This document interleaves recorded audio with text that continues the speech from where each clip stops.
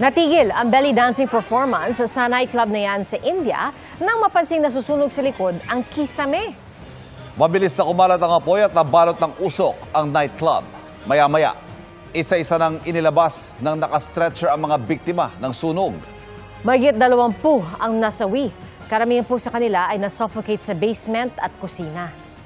Ayon sa mga otoridad, nagsimula ang sunog sa gitna ng isang party na may fire show. Tinitignan sanhin ng sunog ang pagsabog ng gas cylinder sa kusina.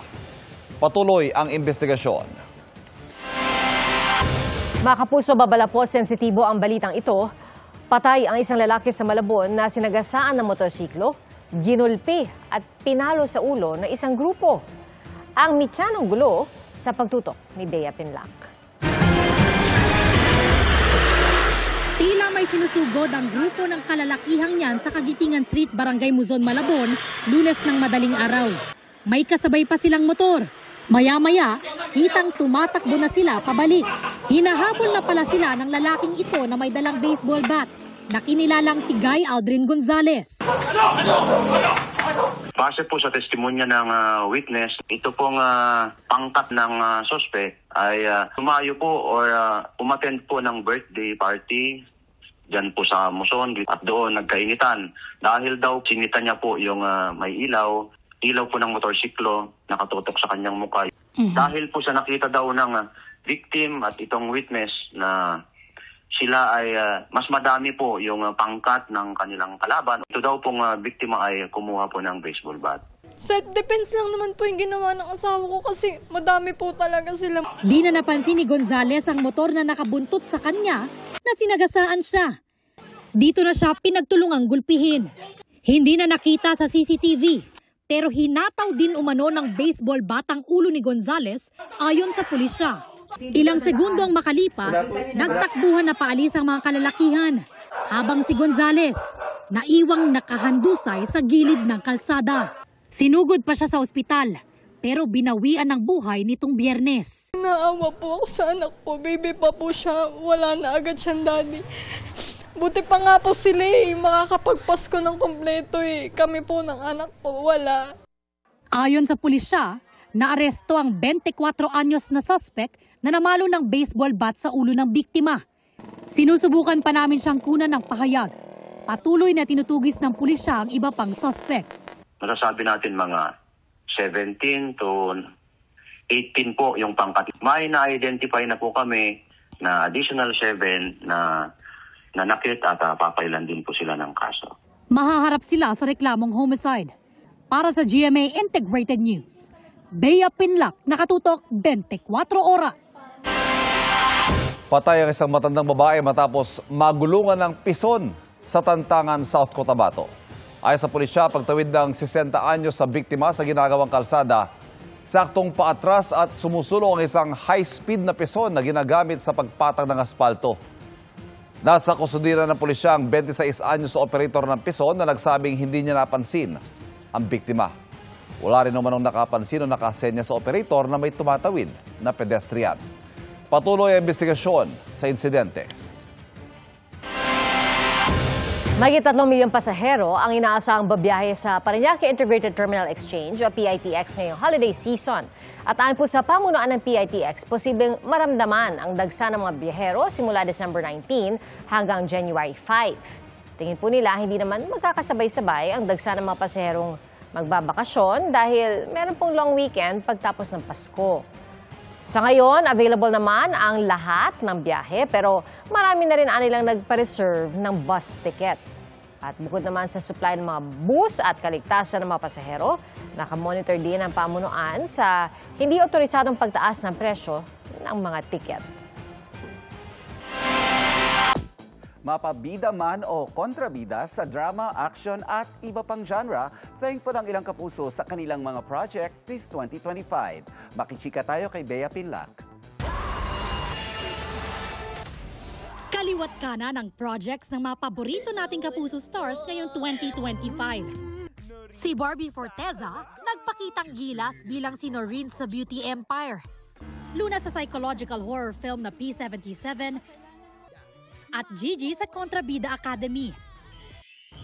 Si Noreen Alfonso, mas family revenge drama. Si Luna naman sa P77 may mental health condition. Doon papasok yung parang real life horror niya. Yung Kontrabida Academy naman, sobrang campy pero may puso. Kakaibang lakas naman ang naituro ni Sangre Flamara kay Faith De Silva. Si Flamara, she taught me a different kind of strength. Kasi I found real strength when I felt the weakest. Meaningful din para sa ibang Kapuso stars ang samot-saring roles na binigyan nilang buhay this year. Sa sarili ko, yung breakthrough moment ko was nung sa Encantadia. Pero iba lang din kasi talaga yung experience ko with Hating Kapatid ngayon. Lalo-lalo na kapartner ko si Cassie. For me, yung role ko sa Lilet Matias, ang natutunan ko doon is to be fair. Ipaglaban namin yung tama, kung ano yung tama, at huwag panigan yung mali. Sa Lolong, dahil grabe nga, heavy drama talaga yung Lolong. Siguro pinaka natutunan ko doon, kahit maliit pa yan, basta alam mong nakatulong ka sa kapwa mo, nakapagpasaya ka, at wala kang inaapakan, para sa akin, pwede ka nang maging bayani. Ngayong malapit nang matapos ang 2025, sabi nila, they're nothing but grateful and ready for more. I'm really happy with the growth of my career. I am ready for more challenging roles. Para sa GMA Integrated News, Bea Pinlac, nakatutok 24 oras.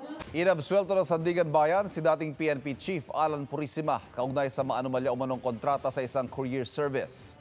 Kinasuhan ng graft si Purisima at 16 pang opisyal ng PNP at Warefast Documentary Agency dahil sa pagrekomenda niya noon habang siya'y PNP Chief ng renewal ng kontrata ng Warefast bilang courier service para sa pagkuha ng lisensya at pag-deliver ng mga baril. Ayon sa Ombudsman noon, hindi pa rehistrado bilang kumpanya ang Warefast nang pumirma ito ng kontrata sa PNP at wala ring public bidding para sa proyekto. Pero batay sa desisyon ng Sandigan Bayan 6th Division, bahagi ng trabaho ang ginampanan ng mga akusadong opisyal ng PNP.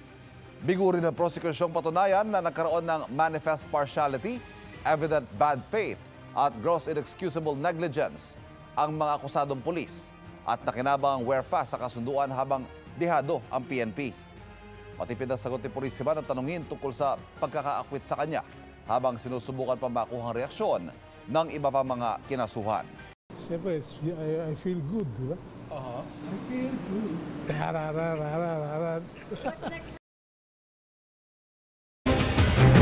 Tinagal na po sa panukalang 2026 national budget ng Senado ang allocables ayon kay Senator Ping Lacson.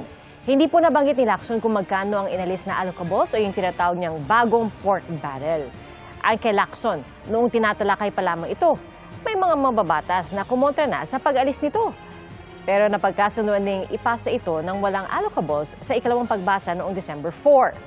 Bukod dito, tinanggal na rin daw ang ayuda at iba pang may bahid ng political patronage mula sa mga dapat pondohan sa unprogrammed appropriations.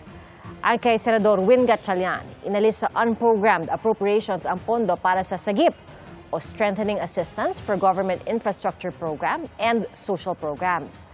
Humigit kumulang 50 bilyong piso raw yan na maituturing ding pork barrel.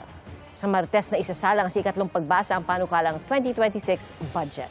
Susundan po yan ang deliberasyon ng Bicameral Conference Committee na ayon kay Gatchalian ay napagkasunduan na ng Senado at Kamara na i-live stream. Ibinahagi ng ilang Kapuso celebrities ang kanilang plano ngayong malapit na ang Pasko. May tips din on gift giving ang ibang Kapuso stars. Kung ano mga yan, alamin sa chika ni Athena Imperial. With Christmas around the corner, getting ready na for the holidays, ang Kapuso at Sparkle artists. Si Beauty Gonzalez, lilipad sa Japan with her family. Yeah, we'll see his son there now we haven't seen for a while, so I'm excited to see him. So I'm just happy na we'll all be together. And for their upcoming trip, may less gastos challenge si Beauty para sa sarili. Window shopping, nagpapatayo ako ng bahay so hanggang tingin-tingin lang. Spending the holidays din with the family ang peg ni David Licauco. At this time, sa Pilipinas sila magpapasko. I'm just going to Balisin with the family. May niready na rin daw siyang gift sa kanyang pamangkin. Focused din sa family this Christmas, si Barbie Forteza. Katulad ng dati, uwi ako sa Laguna kapag Christmas Day kasi yun yung talagang once a year na umuuwi kahit yung mga kamag-anak namin sa malalayang lugar. At pagdating sa gift giving, may tip si Barbie. Pag mga end of the month, maraming sale. So yon, abangan niyo po ang sale, hindi lang sa malls, kahit sa mga shopping apps para mas makamura. Pero personal pa rin at well thought of ang gift. May tips din si Kailin Alcantara na pamilya rin ang kasama sa pag-celebrate ng Pasko. I always make a list para hindi ako malito. At dun sa list na yon, nakatabi na yung kung ano yung pwede kong iregalo sa tao na yun. Personal akong namimili po. Athena Imperial updated sa Showbiz Happenings. And that's my chika this weekend. Ako po si Nelson Canlas. Pia, Ivan? Thank you, Nelson. Salamat, Nelson.